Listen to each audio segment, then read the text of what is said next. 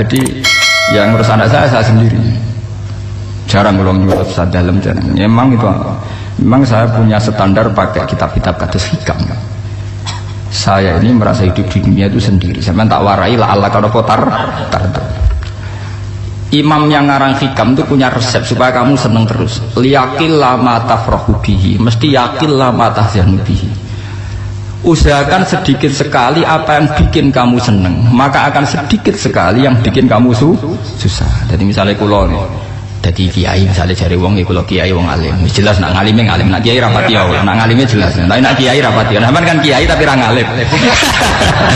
Nah kulo nak dari wong alim malah muni ya jelas ya. Nak kiai rapati ya, kulo rapati nurut, tapi aturan masyarakat rapati nopo. Nah sampean kiai tapi orang nopo ngalim. Ya betul.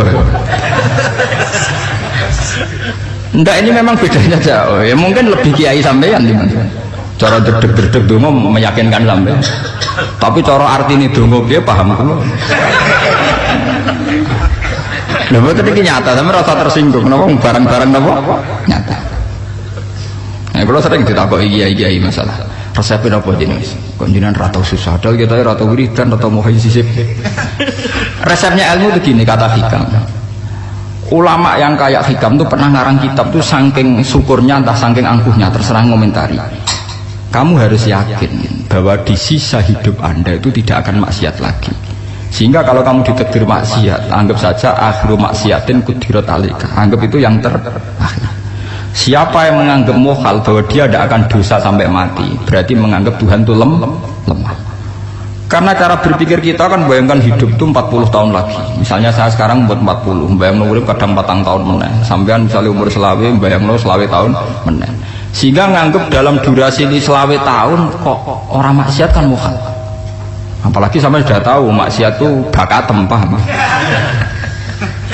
Ya maksiat di kelas-kelasan, nak BG pacaran, nak wong iso omah ya nakal, nak sing setengah soleh ya berbau proposal ya sesuai kontaknya DWD.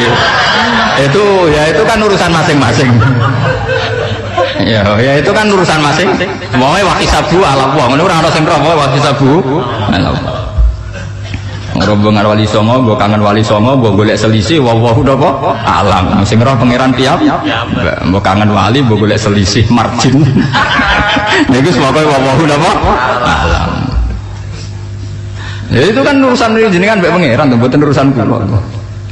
Tapi tetap saya sebagai ulama mengingatkan, niat itu ditoto. Begini, ulama dulu tuh ngitung hidup itu hanya 2 menit 2 detik, sehingga dia ya gampang saja.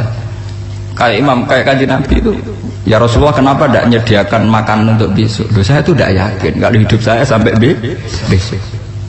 Ya sudah begitu cara, ya sudah tenang saja. Kalau sampean kan bayangkan hidup 4 tahun lagi, 5 tahun lagi, sehingga arah mangan di wedi tenang. Padahal bolak-balik zaman cilik arah mangan, tetap wedi. Jadi cara berpikir Nabi itu begitu. Begitu juga cara pikir sahabat, cara pikir ulama-ulama yang waras itu begitu. Loh, saya itu pernah melarat di Jogja zaman pertama merantau. Itu kalau santri saya bilang, Gus kok tidak punya beras nih? Tapi apa yakin nak sesuk urip Pak?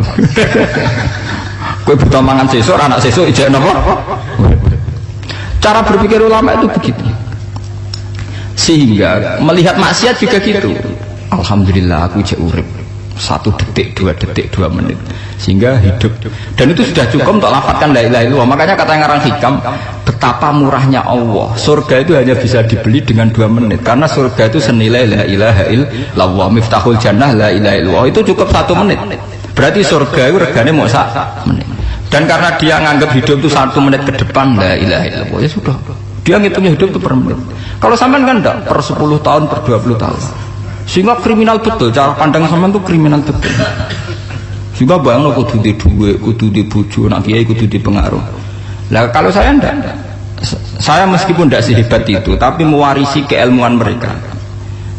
Jadi misalnya saya jadi ulama, itu bayang di santri musito Islam pokoknya ke Ahmadiyah ya gitu saja. Ya pokoknya sudah gitu. Orang bayang santri yang pimpinan takwa khusyuk salam tempel, demen gelo, demen apa? Lo tanyakan santri-santri saya itu mungkin belum pernah nyuri istri saya bikin kopi, bisa dihitung. Karena saya itu sederhana saja. Misalnya saya pergi dari Jogja, ini yang nyata salah. Bayang no bojo gue semaca, gawe no kopi, buka no lawang, malah kecewa. Seperti umumnya orang kan gitu, semerantau ada bang bojoku nyuambut, digekno kopi, digodhogno banyu hangat, teman, bareng teko bojone wangep kukur-kukur.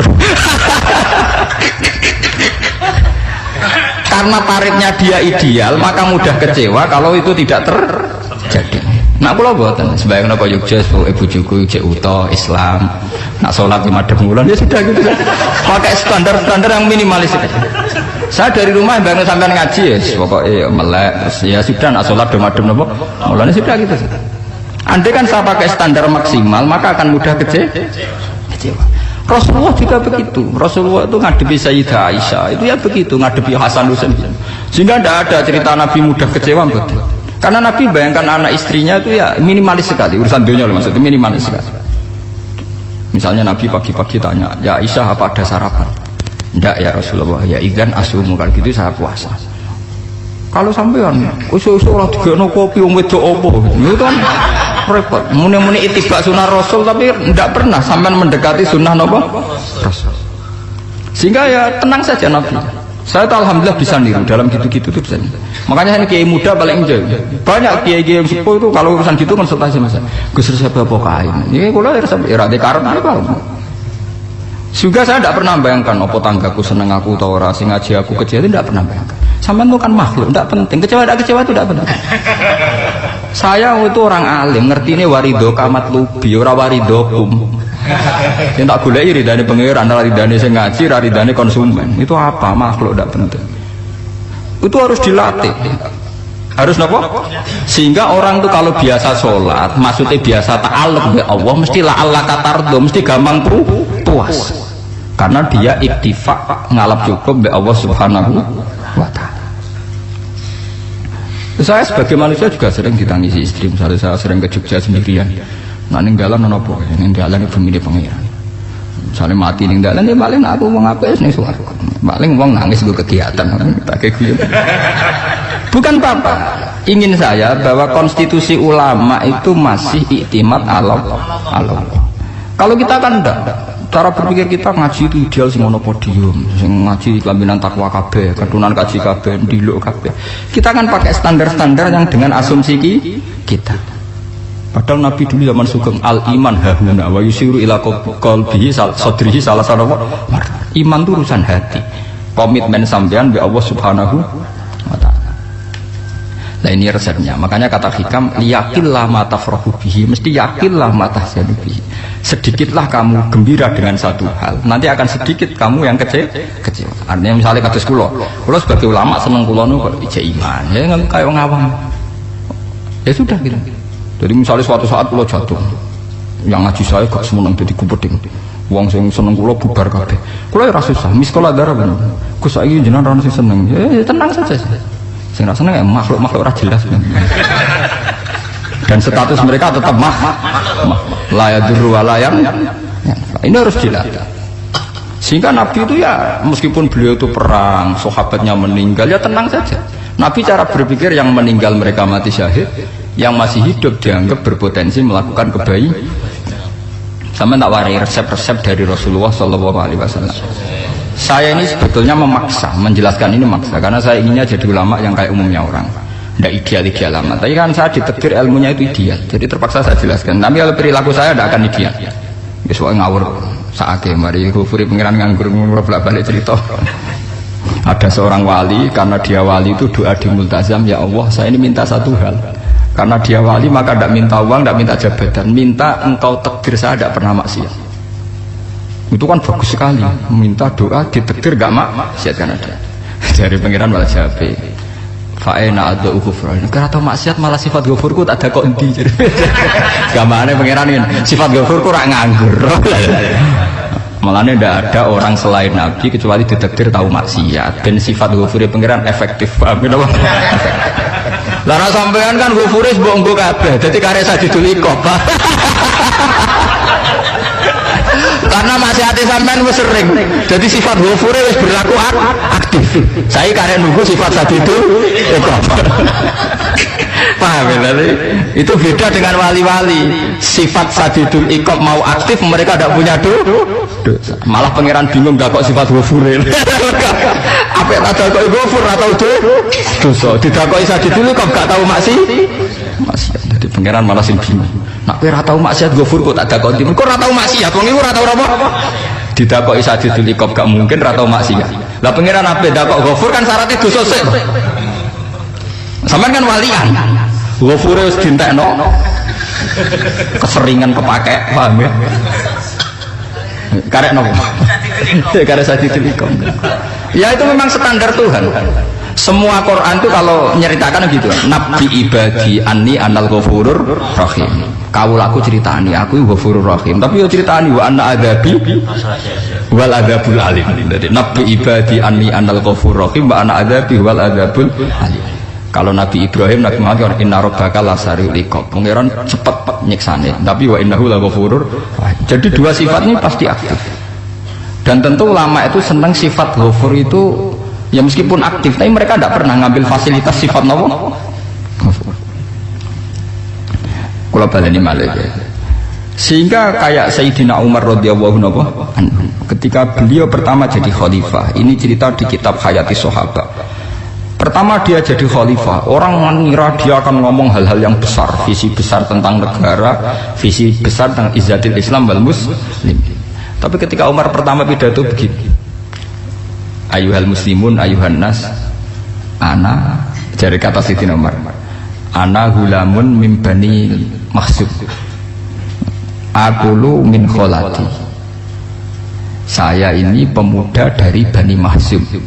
Kecil saya bisa makan karena bulik-bulik saya punya kebun kurma yang kalau saya memanen diopahi beberapa biji dan itu menjadi kuti wahayati, menjadi saya bisa hidup. Terus wassalamualaikum warahmatullahi wabarakatuh. Orang itu penasaran semua. Orang jadi khalifah pertama dibendem jadi Amirul Mukminin, pidatonya ngenang masa kecilnya ra kelar mangan, kelare mangan mergo buruh bulike, paham ya? Ngondoh kurma terus dikai tamarote, beberapa kurma sing dadekno iso. Dan itu saya pakai sampai ketemu Allah Subhanahu wa taala, saya pakai.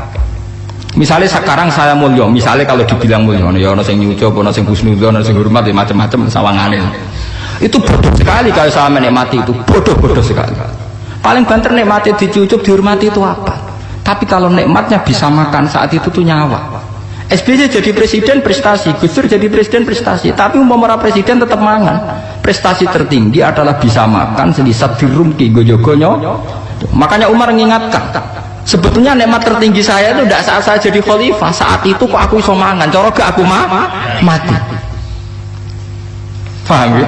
Jadi itu luar biasa. Kita ini kan menjadi angkuh karena ngitung nikmat itu yang besar-besar, punya prestasi, punya. Kalau saya enggak ngitung nikmat itu kelar mangan gak mati, kan gampang. Sehingga saya tidak mudah kecewa karena tarifnya minimalis, gak gampang apa? Jadi misalnya kalau kapan-kapan kok berhubung, Gus ini Tuhan rasanya jenengan ngeten-ngeten, oh makhluk itu ya gak apa-apa. Kalau disetatuskan kiai kan seakan-akan ngomongnya sakral, seakan-akan mandi. Tapi nak tak status, oh makhluk itu ngomong-ngomong ya sudah kan, menjadi ringan kan kalau distatuskan sebagai apa? Makhluk. Tentu makhluk statusnya la yadurru wala yanfa. Nah di sini ini pentingnya orang-orang ahli tauhid tentu tidak punya kesusahan. Innalladzina qalu rabbuna Allah tsummas taqamu. Itu mesti tidak ada kesusahan sama sekali. Misalnya ulama-ulama dulu mau mati ya tenang saja. Mati kedua itu mati paling menantang ya, menyenangkan sekali. Karena mati yang seru itu mati zaman Al-Adam. Misalnya saya kelahiran tahun 70. Tahun 40-50 kan belum ada saya, itu mati yang sejati karena Al-Adam. Kenapa? Al-Adam tidak ada.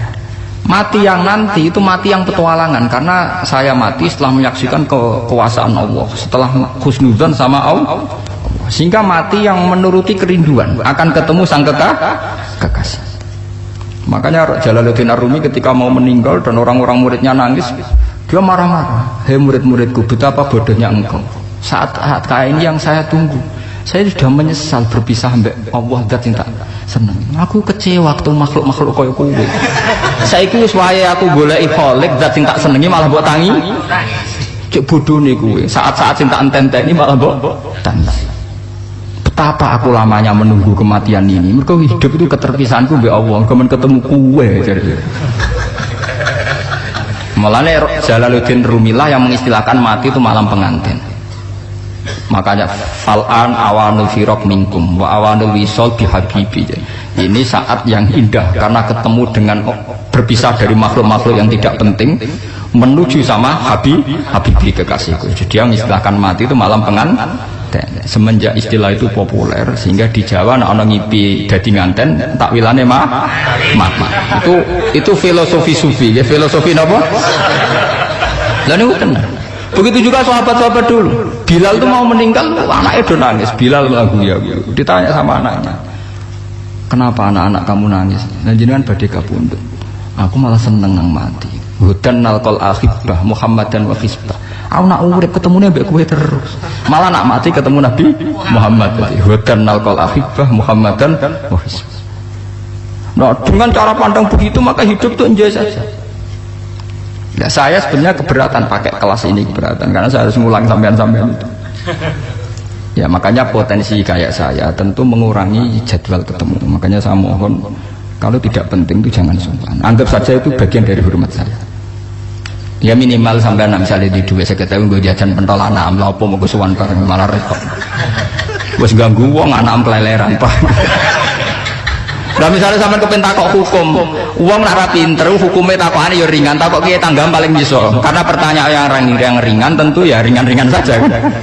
Gak perlu kiai kaliber. Sampai rasa GR, kalau pertanyaannya angel Gus gak ono sing iso jawab. Uang nak ra alim tahke, iku pertanyaane ya ora pati mutu. Ibu wis kangelan ngoten. Ini mboten ngenyek tapi padha enak. Padha apa? Makanya kalau latih. Jadi hikam sendiri itu ada manhaj, ada metode. Kalau orang supaya tardo, liyakillah ma tafrahu bi, yakillah ma tahzanu bi. Anak saya itu kalau habis main pulang, itu saya senengnya pol. Istri saya pernah jangan. Gus, anak mulai senengnya dik piro-piro, anakku gelem mulai ning omahku. Misalnya minggat terus piye. Saya itu anakku lo main mulai itu seneng. Piro-piro anakku mulai ning omahku. Dipanggil anak saya bapak lu senengnya sak boleh, pura-pura saya manggil bapak. Jadi saya pakai standar minimalis kan. Saya tidak pernah pakai tarif. Dia anak yang ideal dihormati orang. Sampai anakku sujud nih pangeran, ngerti pentingnya mau tasbih. Makanya anak saya tak namakan tasbihah semua. Itu ya sudah senang. Saya tidak pernah bayangkan anak saya jadi kayak besar dihormati cuma. Mari gampang kecil. Ya sekolah kan Sayyidina Umar. Saya pemuda dari Bani Mahzum. Yang kecilnya bisa makan karena buruh bulikku. Akal tuh tamarot. Wah itu saya baca tuh nangis. Betapa hebatnya Sayyidina Umar. Mengingatkan ulang bahwa nikmat tertinggi itu ya makan, karena makan kaitannya nyawa. Orang jadi bupati enggak jadi bupati tetap makan. Jadi kalau ngatain saya tarifnya minimalis sekali. Nah, kalau orang sudah makan gitu lah Allah katar mudah sekali. Tapi kalau sampai tarifnya ideal harus di mobil kudu sangune akeh. Mosok gue mobil gak sangu akeh. Barang gue sangu akeh kudu gue penderek. Mosok kere lunga wong sugih kok lunga tanpa penderek. Barang pendereke macur. Mosok ora kena dikeloni jadi malah repot. Akhir gue wong ayu. Anak selingkuh diujar-ujari sing itu malah perkara meneh. Menuruti tahapan-tahapan duniawi makanya resep kalau ingin seneng tuh kon sholat. Maksudnya sholat tuh dihayati secara tauhid ya. Dihayati secara tauhid. Misalnya inna sholati wa nusuki wa mahyaya wa mamati lillahi rabbil alamin. Itu akan pasti Allah katardo, pasti mudah melihat alam ini ridho.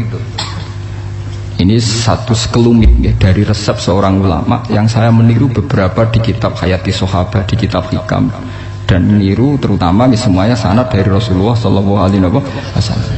Makanya suatu saat Nabi itu kagum. Abdullah bin Mas'ud itu jalan-jalan dan dikawal oleh beberapa malaikat. Terus Nabi itu heran. Ya Abdullah, kenapa malaikat itu selalu mengawal kamu? Terus kata Abdullah bin Mas'ud, ya Rasulullah, inilah akhtu khutwatan illa wa azunnu alla akhtu wa ukhra. Wa ma akaltu luqmatan illa wa azunnu alla alqamu ukhra. Saya itu tidak pernah melangkah kecuali saya tidak pernah yakin apa betul saya bisa melangkah lagi. Jadi perlangkahnya itu dia iktimat Allah. Dan saya tidak pernah mengunyah satu kunyahan kecuali saya tidak yakin apa betul saya bisa mengunyah lagi. Sehingga setiap kunyahannya tetap semuanya bernada Bismillah. Semua itu atas nama pertolongan Allah. Terus kata Rasulullah, orang kayak kamu itu andaikan saya ada nabi terakhir itu jadi nabi. Makanya dulu nabi itu sering ngentikan, andaikan orang-orang kayak gitu itu ada nubuah, tentu mereka punya derajat nopo nubuah. Jadi tidak jadi nabi tapi punya derajat nopo nubuah. Lah orang yang cara berpikir gitu tentu tidak khawatir apa yang hilang dari dirinya, karena dia berkontrak dengan Tuhan hanya per menit per detik. Makanya hikam punya resep al-mu'min yusiru sana Allah min ayakuna li nafsi zakiron. Seorang mukmin yang sejati tentu kontraknya dengan Allah Subhanahu wa taala, dan dia tidak pernah ingat dirinya sendiri. Kayak sampean pas umat tapiil, Allahu akbar, Allah maha besar, subhanak. Selalu ana wong ngrasani ya ora ali, termasuk lali utange barang niku. Tapi yang jelas kan menjadi enjoy dengan dirinya sendiri. Paham ya? Menjadi enjoy dengan dirinya, karena dia tidak sering punya kontrak dengan makhluk. Nah ini maksudnya Allah kan apa? Janganlah Allah kata kamu pandang, apa nak sholat terus kabul kajati, apa nak sholat terus untuk duit ya bernambah bermun. Karena cara berpikir iso aja nak duit ya, duit ya. Dan ini resep ya, dan resep ini dari ulama-ulama yang istinad ila Rasulullah Shallallahu Alaihi Wasallam. Karena kalau Nabi itu memang cara pandang begitu. Aisyah itu pernah ditanya, ya Aisyah, saya ini ingin makan, apa daging yang dari sahabat ini masih? Wah ya Rasulullah sudah habis karena tak kasihkan tetangga. Itu Nabi tidak marah-marah, malah bilang, kamu benar Aisyah, kamu biru, yang kamu kasihkan tuh yang masih. Karena daging dipangan dewe kadang nuruti nafsu, nak dikekno wong sedekah nuruti perintah pengen. Jadi kanjeng Nabi, beneran Aisyah, dagingnya ijek. Mongko ana tiyang malah ijek, sing mbok sedekah malah sing ijek. Cara berpikir Nabi itu begitu. Tapi tahu-tahu disederhanakan sunnah Nabi ya serbanan. Lah itu kan ya memang itu bagian dari sunnah Nabi, tapi sunnah seharga 10.000. Paham ya? Ini monggo mawon nak sampean sunnah Nabi serbanan gitu, tapi itu sunnah yang bisa dibeli dengan murah. Hakikatnya sunnah Nabi itu rata-rata bentuknya perilaku, napa? Zaman delok dawuh Aisyah tengene tiba berjanji, kana khuluquhul Qur'an wa shimatuhul ghufran yansahu lil insan wa yafsahu fil ihsan wa ya'fu 'anil dzambi idza kana fi haqqihi wa sababi. Kana khuluquhul Qur'an, nabi ku akhlak dasare wis kaya Quran plek. Urusane akhwat. Wa shimatuhul ghufran, ciri utama sifatnya nabi gampang nyepuro. Yansahu lil insan, dan nabi punya niat baik pada seluruh manusia. Wa yafsahu fil ihsan, sering melakukan ihsan. Lah nek sunah Nabi ngoten kan luwih sering kula Quran ya wis hafal mulang. Wasimatu ghufran kula gampang nyepuro, sampean ngaji angop ora tau tak amuk. Yang sahulil insan kula bedina nasihati tiyang wong mulang. Wa yafsahu fil ihsan, ihsan tak gawe gampang. Kula mulang ora tau gawe tarik. Itu sakmene kudu podium, kudu wong dilo ya ora. Pokoke anggere ke Ahmadiyah ya salat madhep mulon ya sudah. Loh itu kan dawuh Aisyah ketika ditanya kaifa kana khuluqu Rasulillah, dan itu semua dijawab oleh ahwal, oleh sebuah perilaku. Tidak ada Aisyah jawab nganggo atribut. Oh Nabi itu jubahan serbanan, tidak ada itu. Memang itu sunnah ya, saya aku itu sunnah, teman jangan salah paham ya. Tapi itu sunnah yang tidak dijawab oleh Aisyah, sunnah yang sampean jawab sendiri. Paham? Aisyah yang istrinya Rasulullah ketika ditanya kaifa kana khuluqu Rasulillah, beliau jawab kana khuluquhul Qur'an wa simatuhul ghufran yansahu lil insan wa yafsahu fil ihsan. Semuanya akhwal. Wa ya'fu 'anil dzambi idza kana fi haqqihi wa sababi wa idza diya haqqu wa lam yakun li ahadi marra'ahu badihatan haba wa idza ta'ahul miskinu ajaba yaqulul haqqa walau kana murra wa la yutmiru lil muslimin hisaw wala dur. Semuanya itu akhwal, satu perilaku sosial. Saya mengakui kalau serbanan sunat, ya saya ngakui. Tapi sunnah wis karena saya mewakili yang akhwal tadi, yang apa? Lah mungkin untuk sampeyan monggo kalau untuk ngisi sunnah. Tapi mbok ya adil itu. Ini bukan kritik mboten nggih. Yang meyakini serban sunat kan sudah banyak dan itu bagus. Tapi cobalah juga meyakini ahwalu Rasulillah.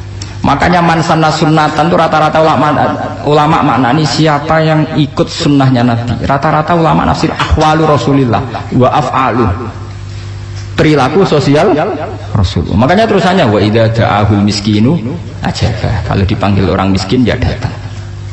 Ya maksudnya ada harus orang miskin manggil pas resepsi kawin boten. Misalnya ono wong melarat kuwi di sepeda motor, wong melarate yo ngeturane puskesmas ya mbok terno. Wong melarat loro yo nukono misale apa minyak kayu putih mbok tekani. Ora kok ngerti-ngerti mbok ngurusan walimatul urus sing wajib piye lho. Supaya lho lalu wa idza ja'al miskinu ajaba ora ono hadise urusan walimatul urusan mboten. Kalau orang miskin manggil ya dalam riwayat hadis ya Nabi sering dipanggil orang miskin, ya Rasulullah mbok datang ke rumahku ada apa, terus ya Nabi saya tuh ingin rumahku sing elek jenengan nanti sholat teng mriku. Ya Nabi datang ya sholat saja ya ora jamuan. Fi ayyi makanin aradta an tusalliya fi, kamu di tempat mana kamu seneng saya sholat teng mriki ya Rasulullah. Ya Nabi sholat sing ngundang ya waras pisan, kenangan mbek Nabi kok mae dienggo sholat Nabi. Ambean tahu tanggung kiai kon sholat kon promosekno anakmu iku paham. Kiai dongakno ki kersane ketampi PNS. Padahal kiai ini dhewe anake ra PNS. Kalau dulu kan sahabat ngundang Nabi itu ya gitu. Ya Rasulullah, saya itu ingin sekali engkau sholat di rumahku, fa'atakhidahu musallan. Kemudian tempat yang pernah engkau sholati mau tak pakai musola pribadi. Makanya masjid Kiblaten itu rumahnya sahabat, karena dulu Nabi pernah sholat di satu tempat, adalah ono perintah tahlilul kiblat itu di rumahnya sahabat. Itu sahabat dulu itu kalau ngaturin Nabi itu kenanya ingin Nabi pernah sholat di situ. Nah, ilmu ngeten ini mentek. Ya untungnya enten kula, dadi ono sing eling-eling ya, Pak. Teman-teman kudu syukur ya, artinya syukur ya. Orang kayak saya itu tidak usah sampean dikte-dikte ngikuti hukum adat. Kalau ngoten sampean gelo mergo kula ora iso teko, kula ya gelo perkarane ulama kok mbok atur. Makanya saya sering guyon cerita, saya itu kalau di pasar Pandangan dulu tuh anyaran boyong sering di pasar, ditanya sama Gus wong alim kok ning pasar. Piye? Aneh to. Ya aneh kuwi. Aneh piye? Bodohnya wong alim. Kadang masyarakat itu tidak sadar keanehan dirinya sendiri. Mereka enak saja merasa kalau orang alim ke pasar itu aneh. Mereka tidak sadar orang bodohnya wong alim ya aneh. Enak saja mereka mikir sepihak. Faham ini supaya sampean la Allah kan apa tar. Makanya untuk Rasulullah, Nabi itu sering ngendikan nek ana tamu hormati. Tapi etika mertamu di Rasulullah itu walakin idza du'aitum. Mertamu Nabi itu nunggu ditimbali. Walakin idza du'itum du'iya mabni majhul. Ketika kamu ditimbali fadkhulu. Jadi ya ayyuhalladzina amanu la tadkhulu buyutan nabiyyi illa ayyudzana lakum. Jadi untuk sowan Nabi itu nunggu dipanggil. Meskipun sahabat tuh rindu Nabi, tidak berani sowan ke dalamnya Nabi. Kalau ingin ketemu Nabi di barno pas sholat jamaah, karena Nabi pasti keluar di masjid. Andai kan Nabi nerima tamu di rumah, ora sida dadi Nabi. Amen nampa tamu. Makanya la tadkhulu buyutan nabiyyi ku illa ayyudzana lakum, kecuali kamu dapat izin. Nunggu dipanggil. Wa idza du'itum, kalau dipanggil lagi fadkhulu. Ya sudah begitu. Tapi sekarang itu ya sudah begini. Ini kula cerita ilmiah saja. Saya tidak punya kepentingan apa-apa. Ya kepentingan kula ben rambut amoni jujur mawon. Cuma guling-gilingan. Dulu itu kalau sahabat itu ketemu Nabi pendak sholat sama pendak ngaji. Paham ya? Jadi saya memilih sikap begini itu bukan tidak saya pikir. Tapi kalau ada kiai lain yang beda dengan saya tidak apa-apa. Kalau ulama lain beda tidak apa-apa. Justru seninya rahmatnya umatnya Nabi itu istilafu aimati rahmah. Khilafnya umatku itu rahmah. Mulane aku khilaf ben rahman, aku podo kan gak sido khilaf.